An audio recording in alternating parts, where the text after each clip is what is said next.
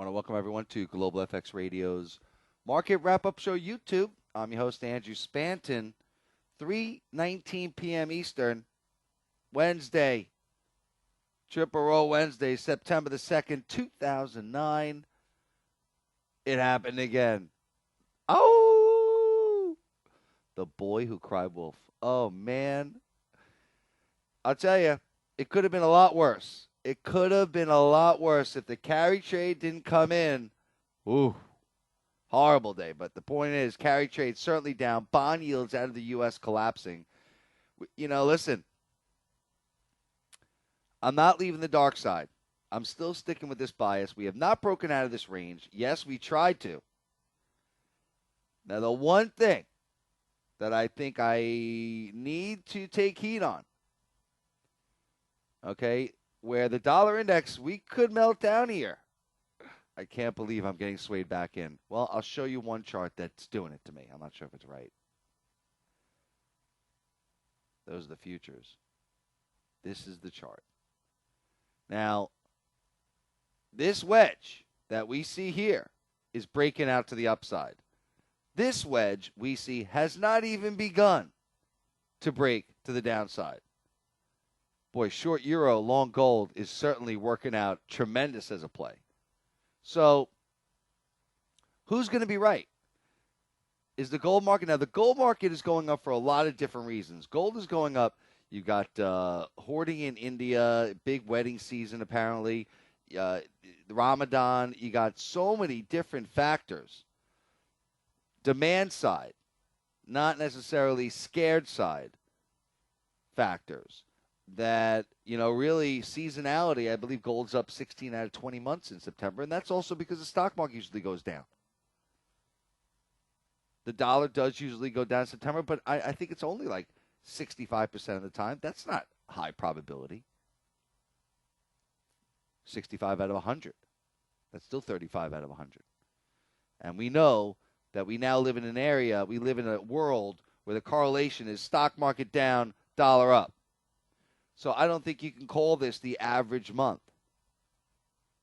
That being said, pretty scary, right? I mean, what's it going to be? Is it going to be this one, which is a breakout, which should mean dollar breakdown, or is it going to be this one, reversal and back up? I think unless we take out this whole level here, this 77.70, triple sevens, I think, I think this gold move is sucking a lot of people into a short dollar position. And you look at this euro dollar, we're taking a look at the daily chart here. Didn't hit that channel line. Didn't break out of this same wedge as the dollar index, right? I mean, these look exactly the same. I mean, euro should be trading up here. Going for this channel line with the move in gold we just had, correct? I mean, come on. So, I think, though, the carry trade is certainly an area that, with the stock market, to me, not going to close very well. We'll see. These are the S&P futures. And right now they are trying to rally. But I think we're going to sell off late in the day. And I think the S&P futures, you take a look. I don't know why it always does this. Every time I zoom in like this, I shrink it up. It looks totally different. That's what, I'm sorry. I figured out what I did. See, I shrink it up to make it fit in this screen. And I do my channel lines with it all wide. So, if I widen this, I think you'll see my lines a little bit. You'll understand my lines. I don't think you'll see it all. But 950, you connect the lines. 950 on the, there it is, 950 on the S&P. That's big. I think that's where we go. Obviously, 975 is crucial. Today's close should be interesting. Listen, ADP sucked. ADP was terrible. That's got to creep into people's minds. The only thing that's going to save Friday's job number is going to be Barack Hussein Obama. He's the only one. Oil, when we look at oil, again, not closing very well at all compared to gold. His channel line 66. I stretched it. It's gold. Gold is gone.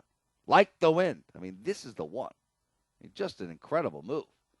So while, back to the euro, while one must take heed, this move in gold, I don't believe it's related to the dollar. This is more seasonal factors, fear, hoarding, time of year, the whole kitchen caboodle. Stock market's going positive. I mean, gold's up $23 freaking dollars. Gone. Like the wind. This euro is probably going to make a run.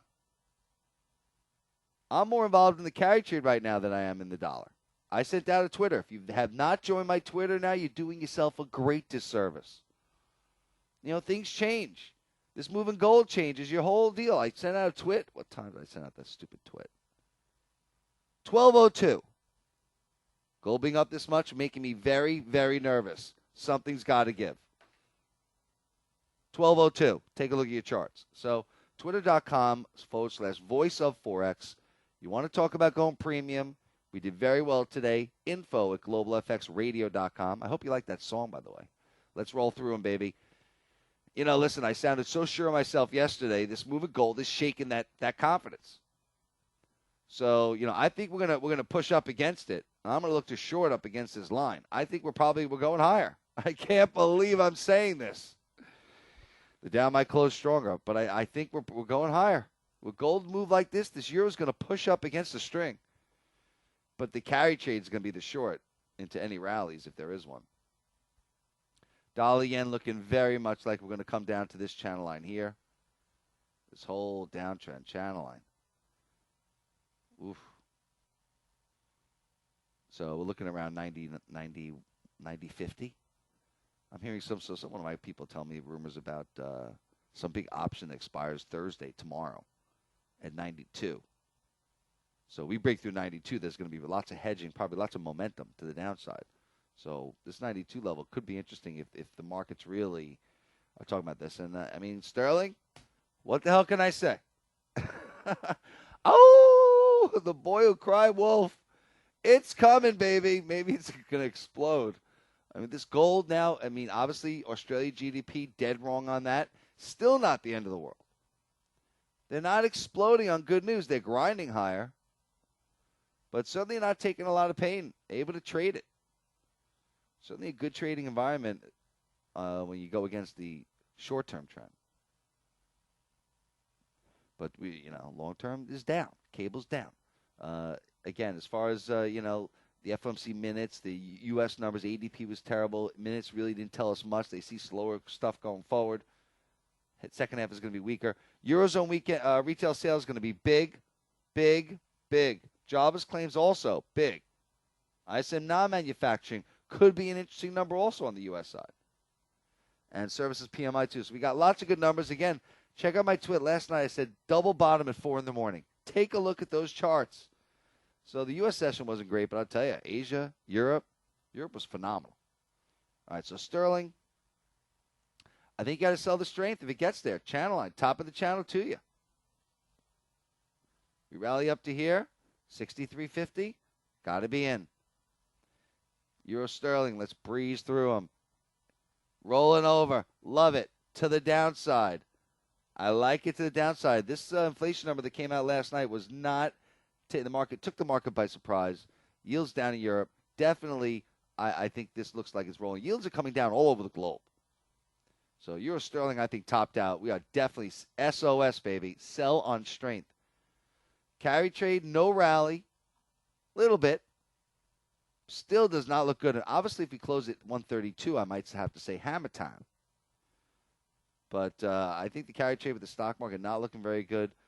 Doesn't look, I'd be looking to sell the rallies. I think we're coming down to 130. I think the stock market, while it might close unchanged today, after the sell-off we've had, does not look good.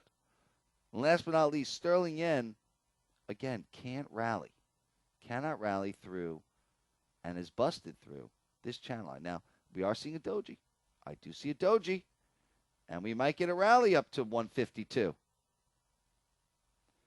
We go bullish engulfing in sterling yen. Look out. If the futures are up tonight, again, look out. And there's certainly enough European numbers, trade balance out of Australia, that could move the market, especially in Asia.